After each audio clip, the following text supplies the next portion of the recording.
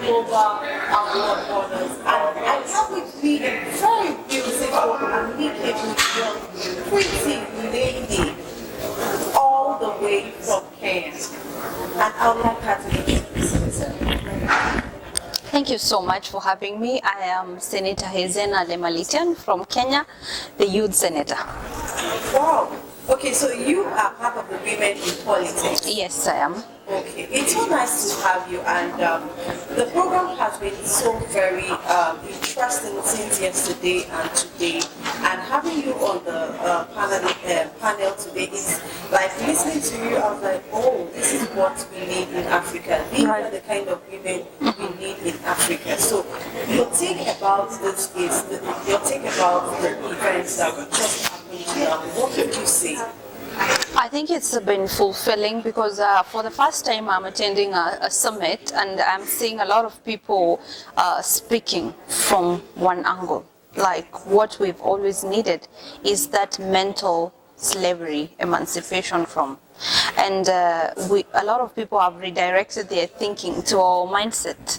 And I feel like that is the biggest step we have achieved towards empowering Africa. Because it starts in the mind. Okay, so what's your collaboration like? If you have to come to Nigeria, you have to come to Ghana, you have to go to several other African countries, what would you want to see? Absolutely. I would want to see more young people, young women across the entire continent involved in politics, participating in active politics, getting into those very hard and unsafe political spaces and changing the narrative, because I believe it is through these political parties, political spaces that key decision making is happening, and these are very important decisions that affect our people, our livelihood, our villages, and the people we are supposed to empower. So the more we run away from these political spaces, the more we are giving the person who wants Africa to develop less an upper hand. And what I want to see is a complete change of mindset, redirecting our thinking as African young people to start thinking from the angle of what have I been taught? Is what I was taught the truth about us, about Africa as a continent? Is it enough to say that we are just a continent of consumers where we can just be consuming and producing nothing? And in my opinion, that consumerism is what aids over-dependence on food aid, on any foreign aid. As a continent, we have so much potential to produce. We need to start thinking as African young people. What can we produce? How can we take part in the production sector? We make up 75% of our populations as young people, and young women even more. What can we do to ensure that our nations are nations that produce? The West comes, and as leaders, we need to control what the West offers, because the West is ready to offer loans. But how can we ensure as leaders that our people are producing so that we cut down on the loans? We cut down on the foreign aid. We cut down on false NGOs trying to purport to help Africa but are just reaping from Africa. In that sense, we are able to be self-sustaining, economically sustaining, and we are able to dictate what the donor offers. So if you want to collaborate with someone from the other African countries, what collaborations do you want to see?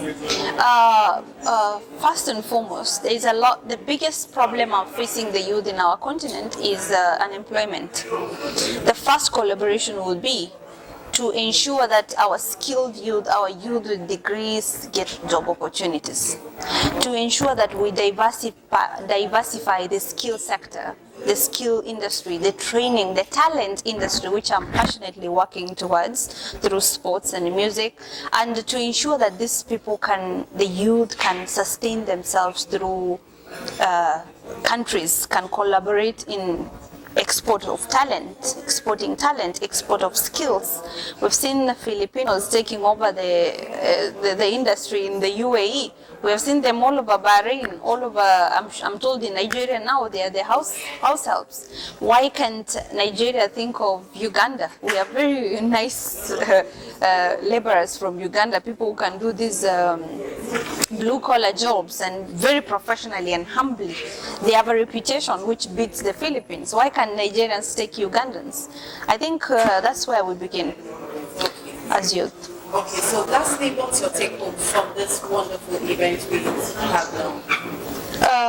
What is my take home is that I was very inspired to find actually women who are willing to empower other women, because in my political journey I've faced opposition more from women, the women folks who are older in the political spaces. I have seen women here, older women, speaking very passionately about empowering the young people and ensuring that there is posterity of what the positions they occupy, that we bring more young people to come and take over the spaces that we are occupying. For me, that is the greatest take home.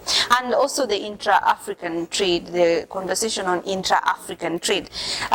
We cannot talk about Pan-Africanism on paper. We cannot talk about being Pan-African on videos, but in true sense of the word, we are not doing that as leaders. We cannot go to global functions and speak like like Thomas Sankara, but back at home your people are, your country is embroiled in very deep corruption. You have to start from your home.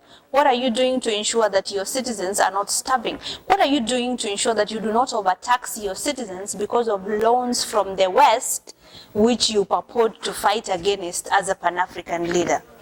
We must walk the talk.